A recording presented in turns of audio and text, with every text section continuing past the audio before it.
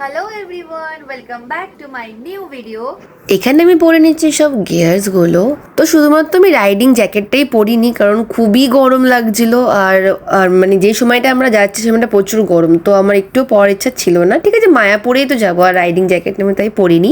Sir দেখো, যাও helmet, ও হেলমেটই আনেনি।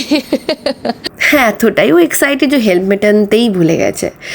এমনিতে দেখো আমার পুরো ঘেমে গেছি, এতটা গরম লাগছিলো। হেলমেট পরে, মুখে পরে, এই মাস্কগুলো পরে, তো আবার জ্যাকেট পরলে তো পুরো হয়েই যেত। চলো এবার আমরা বেরিয়ে পড়ি। সো লেক টাউন হয়ে আমি এয়ারপোর্টের রাস্তা ধরে পুরো বেরিয়ে গেছিলাম কল্যাণী হাইওয়ে। এই ভোর ভোর টাইমে বাইক চালাতে না খুব ভালো লাগে, কেন বলো তো, রাস্তা একদম পুরো ফাঁকা। তো আমার বাইকে জাস্ট 3টে দাগ ছিল তেলের, তো আমি তেলটা একটু ভরে নিলাম এখান থেকে। হ্যাঁ, ক্যামেরা অন আছে। ও আবার জিজ্ঞাসা করছে ক্যামেরা অন আছে।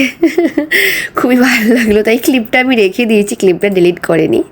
তো এখান থেকে রাস্তা একদম পুরো ক্লিন।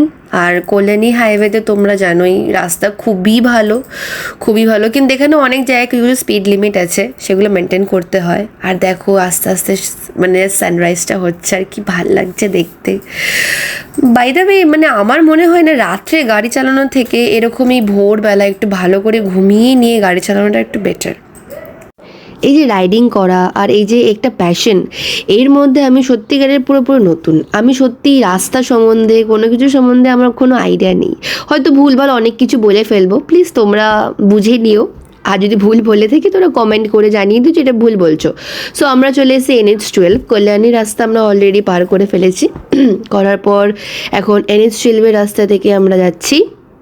তো এখানে রাস্তাটাও খুবই ভালো। কিছুক্ষণ মাঝখানে আমরা এমন একটা রাস্তা পেয়েছিলাম যেখানে বোথ সাইডে গাড়ি যাচ্ছিলো, সেখান থেকে খুব সাবধানে চালাতে হচ্ছিল। তো এখানে একটা ছিল টোল ট্যাক্স, যে টোল ট্যাক্সটা আমি জানি না, সত্যিকারের নামটাই জানি না।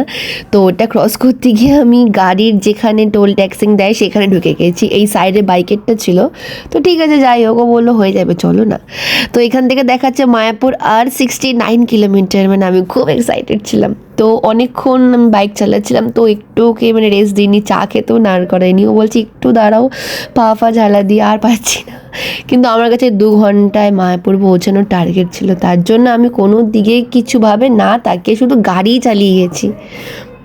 তারপরে তো মাঝখানে ছেড়ে দাও রাস্তা দেখাচ্ছি, আমি ভিডিওতে দেখতে পারবে। আর সাডেনলি এখানে একটা জিনিস দেখতে পাই, সেটা হলো হনুমান। দেখবে, এই দেখো হনুমান বসে রয়েছে। আমি তো দেখে হাত পা ছেড়ে হা হা করে হাসছি, আর কি বলবো। আর দেখো রাস্তা পুরো একদম ছোটো ছোটো, মানে গর্ত, বুঝতে পারছো, মানে গর্তটা এমন গর্ত, ধরো বাইক যদি খুব স্পিডে চলে আর যদি গর্তের মধ্যে পড়ে তো গেল।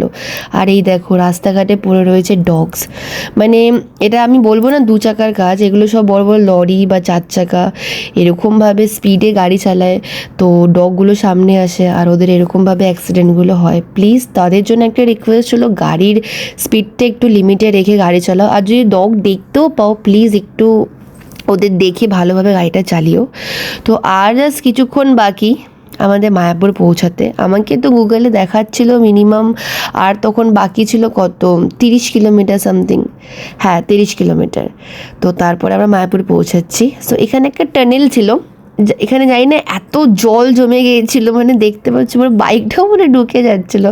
তো কোনোভাবে আমি বাইকের যে গার্ডটা ছিল সামনে, লেগ গার্ড, ওর মধ্যে পাটা তুলে দিয়ে বাইকটাকে চালিয়েছি যাতে জুতোটা না ভেজে, কারণ আমার কাছে ওই রেন গিয়ারের কিছু ছিল না। আমি জানি না আমার ভিডিও তোমরা কারা কারা দেখছো, বাট যারা যারা দেখছো তারা কমেন্ট বক্সে লিখে দিও খেয়ে কোথা থেকে দেখছো। আর যারা যারা এখনও মায়াপুর এরকম বাইক বা গাড়ি নিয়ে আসোনি, তারা একবার এসে দেখো, দারুণ লাগবে। চলো আলটিমেটলি আমরা ঢুকে পড়েছি মায়াপুরের রাস্তায়। আর রাস্তাটা শুধু একটু দেখো, রাস্তাটা কি বলবো, রাস্তার চারপাশের দৃশ্যগুলো শুধু একবার দেখো।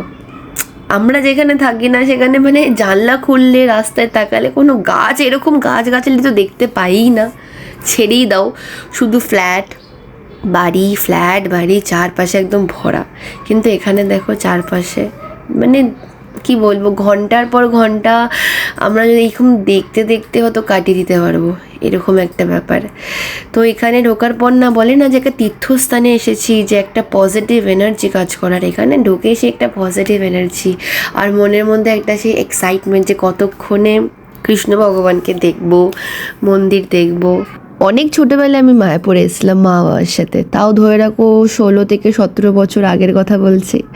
তখন তো অতটা কিছু স্মৃতি মনেই নেই যে কী ছিল কেমন, জাস্ট ট্রেনে করে এসেছিলাম মা বাবার সাথে। শুধু এই তীর্থ করছিল সব মহিলারা, মানে কীর্তন করছিল, শুধু সেইটুকুই মনে আছে, তার বাইরে কিছু মনে নেই। তো আবার সে মায়াপুরটাকে দেখবো, বড় হয়ে গিয়ে তো মেমোরিজটা আরও ভালো হয়ে যাবে, তো ভালো করে দেখব। আর তোমরা আমাদের ফলো করতে থাকো, আমরাই তো শুরু সবে, আরও অনেক জায়গায় যেতে চলেছি, যেটা সব কিছু তোমাদের সাথে শেয়ার করব। আর এখানে জাস্ট পৌঁছে গেছি, দেখতেই পাচ্ছ, এখানে ঢুকলেই তো মন্দির আর মন্দির, চারপাশে শুধু মন্দির, আর সবাই এখানে কি সুন্দর গান কীর্তন করতে করতে যাচ্ছে। আর মেবি এই পুজো পুরো সবাই মিলে ইসকন মন্দিরের দিকেই যাচ্ছে।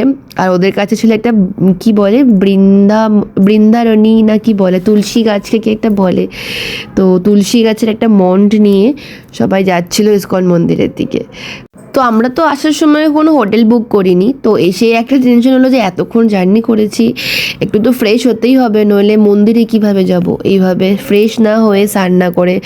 এরকমভাবে ভাবতে ভাবতে হঠাৎ সামনের মন্দির ইসকন মন্দিরের একটা কিছুটা পার্ট আমি দেখতে পারি, যেটা আমার দেখে কি ভালো লাগছিল।